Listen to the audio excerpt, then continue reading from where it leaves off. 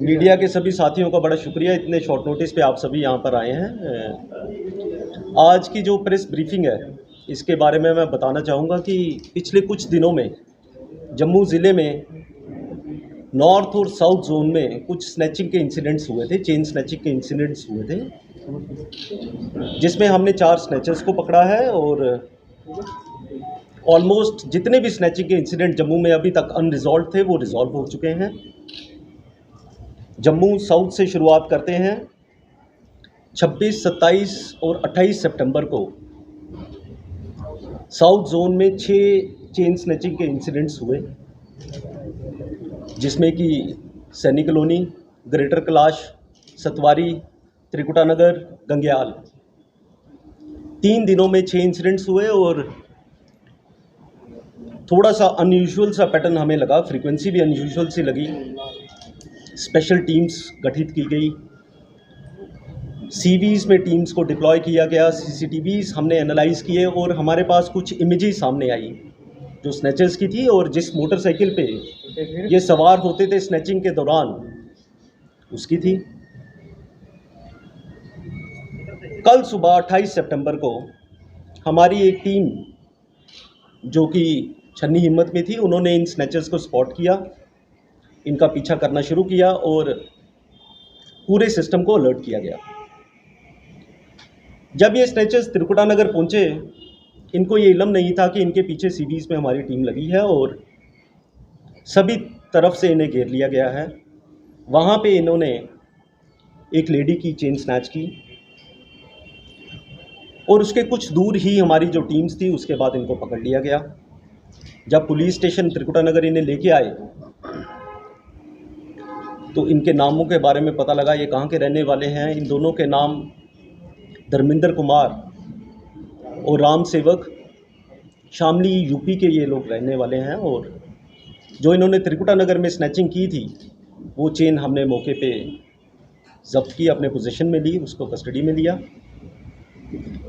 इनकी इंटेरोगेशन के बाद हमें ये पता लगा कि जो बाकी 5 इंसिडेंट्स हैं स्नैचिंग के, उनको भी इन्होंने ही अंजाम दिया है और सांबे ज़िले में इन्होंने वो चेन्स छुपा के रखी थी। हमारी टीम्स ने कल वहाँ से ये चेन्स को रिकवर किया। आज हमारे बीच में जो इन चेन्स के राइटफुल ओनर्स हैं वो भी मौजूद हैं। ये अपनी चेन्स की शनाख्त के लिए आए हुए हैं और लीगल प्रोसेस के बाद इन्हें ये चेन्स को हैंडओवर कर दिया जाएगा। इन दोनों की सस्टेन्ड क्वेश्चनिंग से ये भी पता लगा है कि ये पिछले 4 साल से दोनों स्नैचर्स सक्रिय हैं और इन्होंने काफ़ी सारी वारदातें स्नैचिंग की हैं, जिसमें कि हमारे देश की राजधानी दिल्ली है, यूपी है, हरियाणा है और पंजाब है। इसके बाद हम लोकल पुलिस से टाई अप करेंगे बाहर के प्रदेशों की, ताकि जहाँ जहाँ पे भी ये इन्वॉल्व होंगे इनकी कस्टडी चेंज होके उनको वहाँ पे गिरफ्त में लिया जा सके और उनकी भी रिकवरीज हों। अब मैं जम्मू नॉर्थ की बात करता हूँ तो यहाँ पे केनाल रोड पे, रूपनगर में, जानीपुर में और पलोड़ा में कुछ स्नैचिंग के इंसिडेंट्स हुए। पिछले 10 साल में जिन्होंने भी स्नैचिंग के इंसिडेंट्स किए थे और जो लोग हमारी गिरफ्त में आए थे उनको हमने फिर से पुलिस स्टेशन वाइज उठाना शुरू कर दिया, उनसे पूछताछ शुरू कर दी। और इसी दौरान आज सुबह जानीपुर की टीम ने 2 स्नैचर्स को पकड़ा, जिनके नाम हैं आकाश और राहुल, जो दुर्गा नगर जम्मू के रहने वाले हैं, ये लोकल ही हैं। और इन्होंने बताया कि इन्होंने ये 5 इंसिडेंट्स किए हैं और इन्होंने ये जो स्नैच्ड चेन्स हैं ये मुथूट फाइनेंस को दे दी हैं और बदले में इन्होंने पैसे ले लिए हैं। कल हमारी टीम्स जो हैं वो मुथूट फाइनेंस के साथ टाई अप करेंगी ताकि ये चेन्स रिकवर हो पाएँ और जो इसके लॉफुल ओनर्स हैं उनको ये चेन्स वापस मिल पाएँ। इसके साथ साथ जो मुथूट फाइनेंस पे उचित कार्रवाई बनती होगी वो भी हम करेंगे। मैं आप सभी मीडिया के भाइयों का और ख़ास करके जम्मू के उन सभी वासियों का शुक्रिया करता हूं जिन्होंने अपने घर में बिज़नेस एस्टेब्लिशमेंट्स पे सीसीटीवीज़ इंस्टॉल किए हैं। ये जो सीसीटीवीज़ हैं इसकी मदद से हमारे काफ़ी सारे केसेस रिजॉल्व हुए हैं और इस केस में भी हमें काफ़ी ज़्यादा मदद मिली है। लोग हमारे साथ कोऑपरेट करते हैं, उसके लिए मैं शुक्रिया करता हूँ। और आपके माध्यम से उन सभी को अपील भी करता हूं कि जो लोग अफोर्ड कर सकते हैं सीसीटीवीज़, वो अपने घरों में, अपने बिजनेस एस्टेब्लिशमेंट के बाहर सीसीटीवीज़ लगवाएं, ताकि हम जितना हो सके इस क्राइम को प्रिवेंट कर पाएँ, और अगर कहीं पे कोई भी वारदात होती है और फाइनली उसको इन्वेस्टिगेट कर पाएँ, उसको रिजॉल्व कर पाएँ। इसके साथ मैं अपील करता हूँ सभी ज्वेलर्स से, ज्वेलर एसोसिएशन से, और ये फर्म्स जैसे कि मुथूट फिनांस है, इनके पास कोई भी अगर जाता है ऑर्नामेंट्स लेके, गोल्ड लेके, सिल्वर लेके या कोई और ऑर्नामेंट लेके, एक बार ये वो ज़रूर चेक करें कि क्या उनके पास जो लोग आए हैं इस सोने को बेचने के लिए या गिरवी रखने के लिए, क्या वो उसके असल मालिक हैं भी हैं कि नहीं हैं। कहीं वो स्नैचिंग के ज़रिए से ली हुई चेन्स तो नहीं है, कहीं वो चोरी के ज़रिए से ली हुई चेन्स तो नहीं है। सभी का अगर साथ रहेगा, मैं यकीन दिलाता हूँ जैसे ये शहर पहले भी ऑलमोस्ट क्राइम फ्री है, ये आगे भी वैसा ही रहेगा। बाकी मैं मुबारकबाद देता हूँ अपनी टीम्स को, एसपी साउथ और एसपी नॉर्थ दोनों यहाँ पे मौजूद है, बाकी अफसरान भी यहाँ पे मौजूद हैं जिन्होंने दिन रात एक किया है, और हमने ये ठाना था कि जब तक ये इन स्नैचर्स को हम पकड़ नहीं लेते तो तब तक हम भी चैन की सांस नहीं लेंगे। बहुत शुक्रिया। सर गाड़ियाँ की खुद की होती हैं, चोरी की होती हैं? एक बाइक भी यहाँ पे डिस्प्ले की गई है, ये TVS बाइक है, ये भी चोरी की बाइक है। काफ़ी बार ये वाली चीज़ देखी गई है कि जो जिन वाहनों का ये इस्तेमाल करते हैं चोरी के लिए, तो वो भी चोरी की ही होती हैं।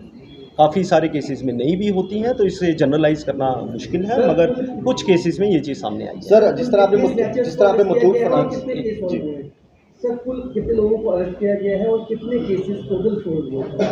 हमने इसमें 4 लोगों को पकड़ा है, जैसे मैंने आपको पहले भी बताया, और 11 केसेस हमने सॉल्व किए हैं। और पिछले दिनों में जितने भी स्नैचिंग के इंसिडेंट्स हैं, जम्मू शहर की मैं बात कर रहा हूँ, जम्मू डिस्ट्रिक्ट की बात कर रहा हूँ, अब वो सारे के सारे रिजॉल्व हो गए हैं, और कोई भी केस मुझे नहीं लगता ऐसा बचा होगा। ऑलमोस्ट सारे केसेस ही रिजॉल्व होंगे चेन स्नैचिंग का। सर, आपने एग्जांपल दी मुथूट फाइनेंस को लेकर एक, और जिनको चैन स्नैचिंग के मामले में त्रिकुटानगर की बात की आपने, वहाँ पर हुई थी, उसको पकड़ लिया गया है।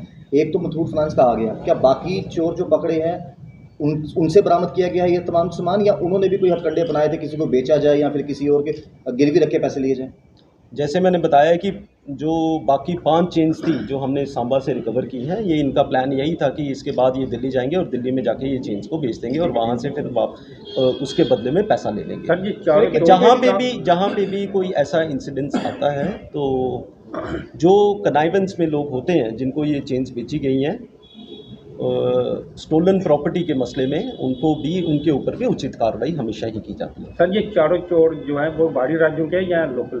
2 यूपी के रहने वाले हैं और 2 लोकल हैं। सर, क्या इन्वेस्टिगेशन के दौरान पता लगा क्या मोटिव है चोरी करें? भी आजकल जिस तरीके से नशा बढ़ते जा रहा है, क्या वो नशे की ज़रूरतें पूरी करने के लिए इस तरह के केसेस सामने आते हैं ज़्यादातर? अगर मैं इनकी बात करूं, जो स्नैचर्स की, जो बाहर से आए हैं, उन्होंने अभी 1 दिन ही हुआ है वो हमारे पास है। मैं इतने पुख्ता तरीके से आपको बता नहीं पाऊंगा, बट मुझे लगता है कि वो ड्रग्स में शामिल नहीं है, जो अभी तक हमें पता लगा है। और बाकी जो 2 जम्मू के पकड़े गए हैं, उनके बारे में अभी शुरुआती ही जांच है। जैसे ही और चीज़ें और तथ्य सामने आएंगे तो हम आपके साथ सर, एक सवाल मैं आपसे करना चाहूँगा। गोल्ड कितना वैल्यू में पकड़ा गया? गोल्ड की अभी हमने इसको वे नहीं किया है। एक बार ये अभी आप सभी के लेफ़्ट साइड में जो इन चेन्स के ओनर्स हैं, जिनसे ये चेन स्नैच हुई थी, ये लोग आए हैं, ये पहचान कर लेंगे, फिर एक सिंगल चेन लीगल प्रोसेस के बाद इनको हैंडओवर की जाएगी। सर, पहले तो मुबारकबाद देना चाहूँगा जम्मू कश्मीर पुलिस को, जिन्होंने बेहतरीन काम किया है। आपने कहा कि जितने भी चोर पकड़े गए हैं, आज 2 यूपी के हैं, बहुत सारे केस जो हैं वो चेन स्नैचिंग के जम्मू कश्मीर में देखे जा रहे हैं। अब तक जम्मू कश्मीर पुलिस कितने बहुत सारे केस सॉल्व किए भी होंगे, उसमें आप सर ये बता सकते हैं कि ज़्यादातर लोग कहाँ के हैं, जम्मू के हैं या बाहरी राज्य के हैं? इस चीज़ को मैं सप्ली करूँगा सर, बाहरी राज्यों के अपराधियों का जुड़ने से आपके लिए कितना टास्क बढ़ गया है? इस चीज़ में मैं आपको बताना चाहूँगा कि जैसे यहाँ पे स्नैचिंग के इंसिडेंट्स एकदम से उनका स्पर्ट हुआ, एकदम से राइज हुआ, तो हमने अपने 10 साल का डेटाबेस निकाला। हमारे पास कितने स्नैचर्स पहले अरेस्ट हो चुके थे, हर एक स्नैचर को उनके घरों से जाके उठाना शुरू किया, ताकि वो आजकल कहाँ पे हैं, क्या वो काम कर रहे हैं, कहीं वो वही स्नैचर्स तो नहीं है जिन्होंने अब की बार भी स्नैचिंग्स को अंजाम दिया है। इस चीज़ को जनरलाइज करना थोड़ा सा मुश्किल है कि बाहरी राज्यों से या जम्मू कश्मीर के लोकल, बट हाँ कुछ इंसिडेंट्स में बाहर के होते हैं और कुछ इंसिडेंट्स में लोकल भी चले होते हैं। मगर उसके साथ साथ इम्पॉर्टेंट बात यह है कि जब पुलिस अपना काम ठीक से करेगी, फिर चाहे वो आउटसाइड जेके यूटी हो, चाहे वो जम्मू कश्मीर के हो, पुलिस हमेशा ही उनकी दबिश करने में कामयाब रहती है। सर थोड़ा अंदाज़ा बताएंगे कहाँ के रहने वाले थे, क्या किसी रेंट के मकान में रहते थे? क्योंकि हर बार पुलिस कहती है कि पुलिस वेरिफिकेशन करवाना ज़रूरी है अगर आप कोई रेंट पे रखते हो, तो अभी तक के जो रहने का प्रोसीजर है, क्या कुछ वहाँ से जानकारी हासिल हुई है? जो शामली यूपी से ये दो लोग आए थे, राम सेवक और धर्मेंद्र कुमार, ये अपनी आइडेंटिटी इन्होंने फौज की थी, नकली इन्होंने आधार कार्ड्स बनाए थे और कोई भी इनसे पूछता था ये यही कहते थे कि हम माता वैष्णो देवी श्राइन में दर्शन के लिए जा रहे हैं। ये बिल्कुल भी नहीं इस चीज़ का इल्म होने देते थे कि ये किसी क्राइम को अंजाम देने के लिए यहाँ पर आए हुए हैं। और ये जम्मू में रुके नहीं थे, उस हिसाब से रातें इन्होंने जम्मू ज़िले में नहीं काटी थी, ये कहीं बाहर थे, दूसरे ज़िलों में थे। तो वो भी अब कोशिश करेंगे एग्जैक्टली ये किस जगह पे थे और कैसे कैसे करके इन्होंने कैश भी रिकवर हुआ सर? Sir, you have नहीं, been cash नहीं requesting people to install CCTV cameras to prevent these incidents. How far CCTV cameras that have been already installed under Jammu Smart City project have been helping you prevent these crimes? Definitely, the cameras installed by the Jammu Smart City, they are helping us and they are helping in a big way. जहाँ पे traffic regulations की बात हो, यहाँ पर अगर किसी crime को अंजाम कोई देता है तो उसको पकड़ने की बात हो, हम उनकी मदद लेते हैं।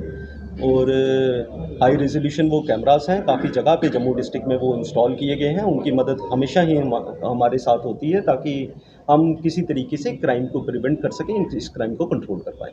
चोरियों की वारदातें भी लगातार बढ़ी हैं, तो नशा भी एक कारण है जिस कारण जो है चोरी की वारदातें जो लगातार बढ़ रही हैं। नशा एक रीज़न हो सकता है, और जैसे चोरी की वारदातें हुई हैं तो चोरी के केसेस भी क्रैक हुए हैं। और उसके साथ साथ इस साल 2023 में जम्मू डिस्ट्रिक्ट ने अभी तक 300 से ज़्यादा केसेस रजिस्टर किए हैं। मुझे लगता है कि अगर सालाना देखा जाए तो आज तक का सबसे हाईएस्ट। और हमारी दबिश भी नशाखोरों पर भी बढ़ी है और चोरों पर भी बढ़ी है। और साहब एक सवाल पूछना चाहता था, जिस तरह डीजीपी दिलबाग सिंह की बात करें, उन्होंने कहा टेररिज्म तो कहीं ना कहीं कंट्रोल में है, बट एक नार्को टेररिज्म जो है वो लगातार जो है वो जम्मू कश्मीर में बढ़ता हुआ नजर आ रहा है, तो उसको किस तरह से कंट्रोल करने की कोई योजनाएं जो है बनाई जा रही है? मैं जम्मू पुलिस की बात करता हूँ, जहाँ पर टेररिज्म के खिलाफ जम्मू एंड कश्मीर पुलिस एक जंग लड़ रही है, वहाँ नार्को के खिलाफ भी एक जंग लड़ रही है।